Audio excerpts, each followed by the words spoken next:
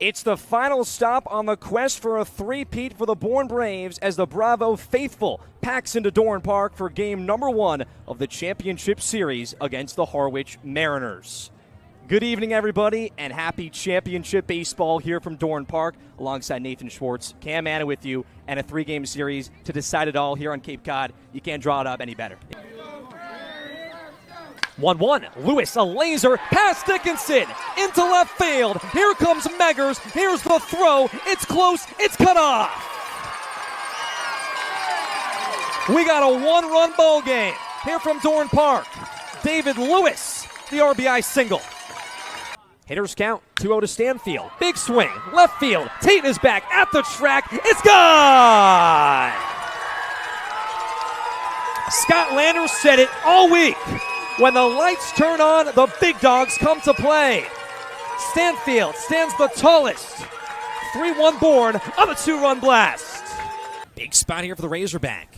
Johnson's 0-2. Kojal drives a pitch that was over his head. Deep to right field. Maldonado back at the track. It's out of here!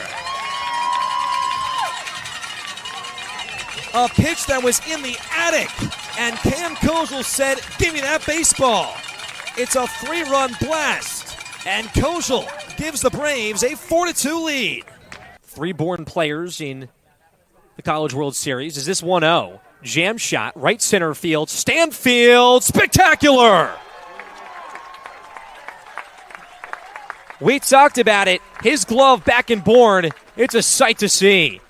1 for each pitcher, and it's the top of the order in Chris Stanfield as the Braves have gone through this order this inning. And Stanfield, line drive, he delivers.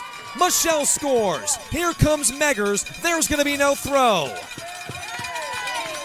A 2-run single for Chris Stanfield. Horns are off, and it's 8-3 Bourne. The righty out of Bucknell in Tyler O'Neill has done his job so far. To begin innings, it's not been the best. Back-to-back leadoff base runners, but the Braves have stranded 3 runners here to begin as we enter bottom 3. And 2 in scoring position. That's the stat we'll keep an eye on. It was Conrad at third base in the first inning with 2 outs, and then Lewis at second base in the second inning with only 1 out. O'Neill gets that 4-6-3 double play after the near fair ball down the right field line by Cam Kojal. And now Chris Stanfield comes to lead off the third inning, who was locked in during batting practice a couple hours ago. 9-1 suit for Bourne, and locked in may be an understatement for the LSU outfielder. Stanfield, usually a smile on his face, lively guy. He came to home plate. His first 4 swings, lasers to left field, center field, wherever it was. He was locked in this afternoon. 0-1 from O'Neill. 2 quick strikes. He's back to the heater. And Stanfield said it pregame, this team has been together all summer. They understand this moment. They do not want to go home here tonight. Looking to lead off Bourne. And he holds off. And during that batting practice rounds for Stanfield, not one bad swing. Everything he was hitting hard. He was going the other way. He was going up the middle. And he was hitting the ball into the left center field gap. Even got 1 or 2 over the fence. 1-2. O'Neill just misses. Stanfield the hero in the wild card round. Had that crucial 2-run home run. Has 4 RBIs here in the playoffs. Leads the Braves in that category. He's been their second leadoff hitter, their engine at the bottom of this order. 2-2. Laser down the line. Just foul. Just left of the chalk. 95 off the bat from Stanfield. Inches. And that's the bat speed we're referring to by Chris Stanfield. That was every swing in batting practice before today's game. Has that protective swing. 2-2. And there's the single for Stanfield. He continues to step up here in the playoffs. The Braves' 4th hit. And once again, a 3rd consecutive leadoff base runner. 98 miles an hour off the bat right there for Chris Stanfield. 95 goes foul. 98 finds the gap between the 5-6 hole. That's Stanfield's 3rd hit of this postseason. And as you said, Cam, another leadoff base runner for Bourne. This time they've got to find a way to get him home. And Stanfield can run. 14 stolen bases. Yesterday when he was on base, Mike Roberts, the field manager for the Cats, went over there 5 times. Here's number 1. We'll keep count. And for Stanfield, top 5 in the Cape in stolen bases this summer with 14. Hasn't taken off a whole lot as of late. And really nobody has for Bourne in the postseason. Scott Landers has been much more calm in that regard. Here's the top of the order in Ethan Conrad, the guy that's second on the Cape in stolen bases back in the regular season. Got MVP chance 2 nights back, hit .385, which was second on the Cape behind Jaron Advincula, the Katuitt second baseman. And O'Neill back to Stanfield. That one's close. And Bourne has struggled this summer avoiding getting picked off. And it's been Stanfield a couple of times that's been picked off, a couple sliding back into the base, and one time in between first and second base, he got himself in a rundown. 1 for 1 is Conrad. Began the game with a single, stranded on third. Stanfield for the third time he's back. Chris also said, too, after a loss last night, how do you respond? And he said, you just got to reset, play your brand of baseball, and Bourne's done that. 10-2-1 in their last 13 games, and they're keeping a long eye on Stanfield. We said we'd keep count. That's 4 right now between O'Neill and Stanfield. And for Conrad, only down in an 0-1 count. It's always got to be tough for the hitter in this situation. You're just waiting to see a pitch. Keeping my tally on my book. There's 5, so you put that cross, and you got that little bunch right there. You learned that in 3rd grade math class. Maybe even 1st grade. I don't think, really? Maybe. I mean, tally's pretty simple. That's the Maryland education, I guess it is. Top 3 in the country. 0-1 pitch as Conrad here looking to keep this rally going for the Braves. 4 base runners, 4 singles, and they want to now advance this. Once again, 1 for 5 with runners in scoring position last night. 1-1. Beautiful pitch. And Conrad, for his season, obviously got off to that scorching start, then hit a lull, was 8 for 39 at one point, was swinging at some bad pitches. Now recently his 2-strike approach has been much better. We'll see what he does here. Throughout the postseason so far, we talked about it earlier, would get a hit in his first at-bat and then go radio silent the rest of the game. Would go 0 for 4, 0 for 3, and the strikeouts have been there as well throughout the first 2 games. O'Neill has him in a 1-2. Conrad laces it down the line towards the corner, has some distance, it bounces and skips over the wall, and they're going to call it foul. Carmen Parati at first base calls this baseball foul down the line. That one awfully close. At first you think ground rule double, and Parati says foul ball. And just an unlucky tail right there for Bourne. A little bit of wind here today. That ball for Conrad, a lot of top spin on and a lot of side spin as well, so it's drifting towards that foul line. But Parati, a great angle down the line. With the 4-man crew, he's able to keep his positioning down the right field line, and because it hits in that warning track area, an even better spot to see where it lands. Another 1-2 to Conrad. He stays alive. Game 2 of the West Division Finals. The Kettleers looking to go back to the title round for the first time since 2019. The Braves looking to three-peat and be one of 4 teams to do that in the Cape League's 101-year history. 2-2, hit and run to perfection. Nobody at shortstop. Stanfield to second, Conrad to first. Coaches, players, hit and run right there. It was just to perfection there for the Braves.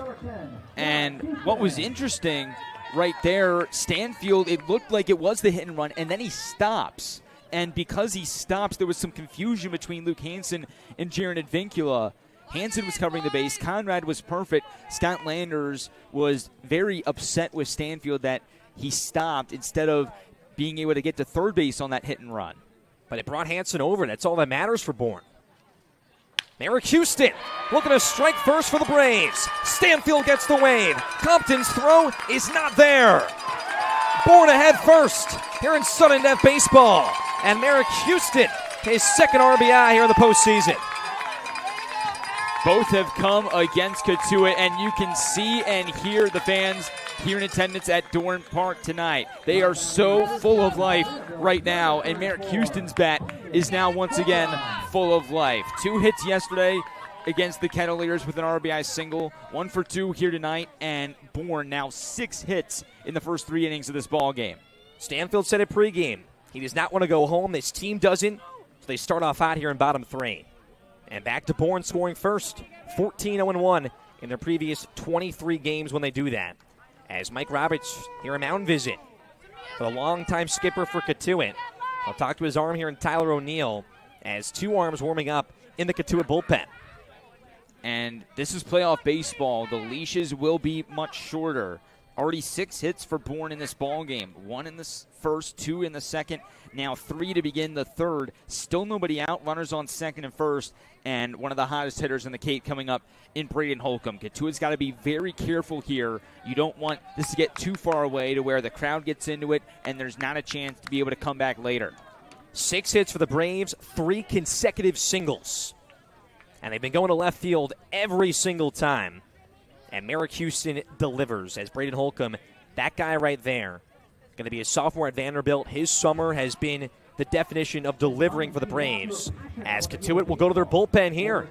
Tyler O'Neill and his night will come to a close. The Kettleers head to the right field pen in a 1-0 baseball game. Nobody out here in bottom 3, and the Braves looking to extend against the righty. Well, things have shifted quickly here at Veterans Field on this Wednesday night. We head to the top of the 6th inning, but Chatham now with a 7-3 lead over Bourne on a 6th spot in bottom 5 with 2 long balls. And now the Braves up 3-1, just like that, down 7-3. Once again, thanks so much for joining us. Alongside Nathan Schwartz, Cam Manna with you, and Chris Stanfield in the box for 5, 6, 7. We had Tyler Murphy back on the bump here for his 3rd full inning of work. The righty from the stretch. Stanfield, the righty, steps in, waves the bat. And the first pitch, Stanfield grounds it down the left field line. It's a base hit. It's going to be extra bases. Stanfield takes the turn. He's motoring into second base, and he'll be in there standing. First pitch swinging is Chris Stanfield for his 3rd double of the summer, and it's a leadoff double here in top 6. And talk about a response. We've seen Bourne come back after big innings by opponents and strike immediately, especially in the last 2 weeks. And Chris Stanfield, their first pitch of the inning, down the left field line. Even if you don't get all 4 back here, even just getting 1 would be crucial for this team's confidence going through the last 4 innings. Here's the lefty and Garrett Michelle, Stanfield off second. First pitch, a check swing. Michelle went around. 0 for 1 so far, walked back in the 3rd inning. That was the Braves' 3 spot in their 3 runs here tonight. Michelle, the Hokie, 18th game, hitting 208 coming in. Waves the bat in his shoulder. Murphy set from the stretch, looks at second at Stanfield.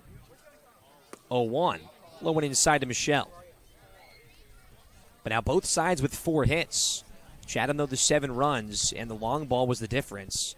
Preston Prince loaded the bases, then second and third, got a punch out, had 2 away, and then Iva Arquette the single, and then the home runs to follow. Murphy sets 1-1 to Michelle. Ground ball right side. Davis on the backhand at second base. Fires to first.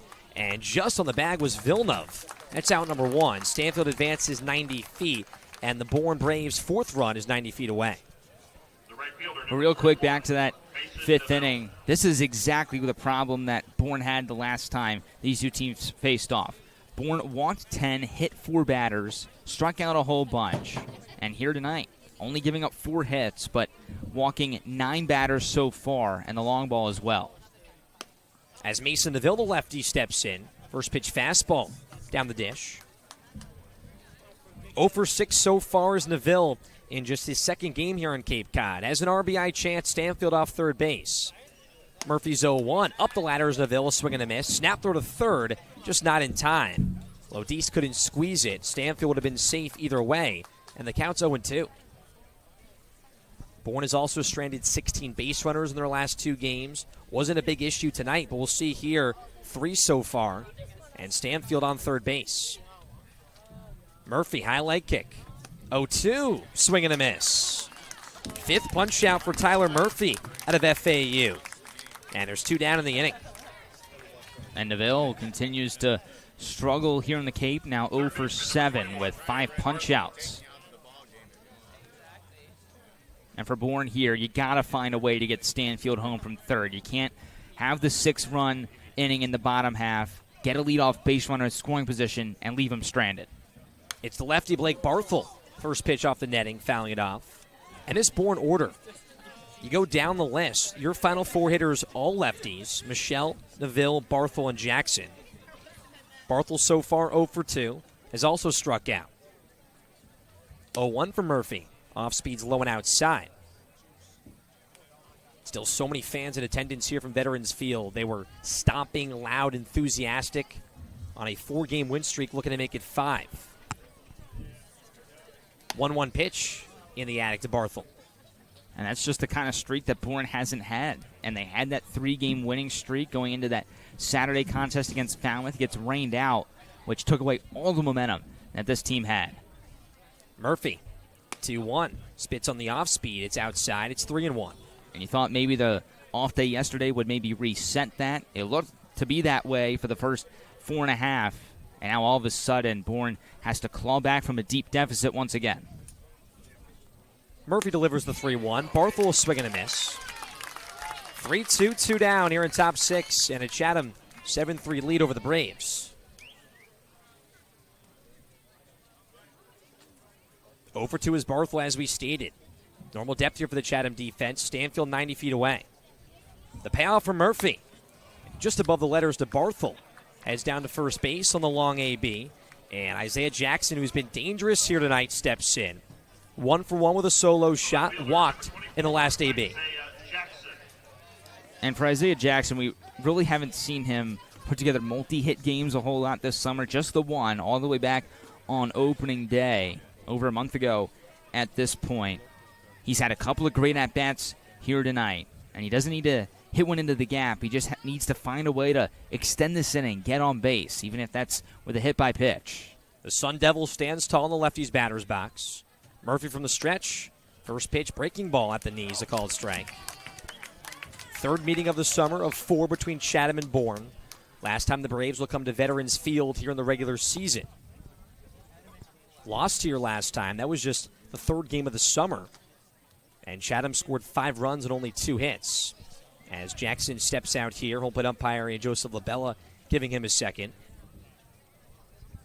That mist is held off here entering the 6th inning of play. 2-step lead for Barthel off first, Stanfield off third base. 0-1 to Jackson. Line drive, hot corner, Lodis leaps and makes the catch.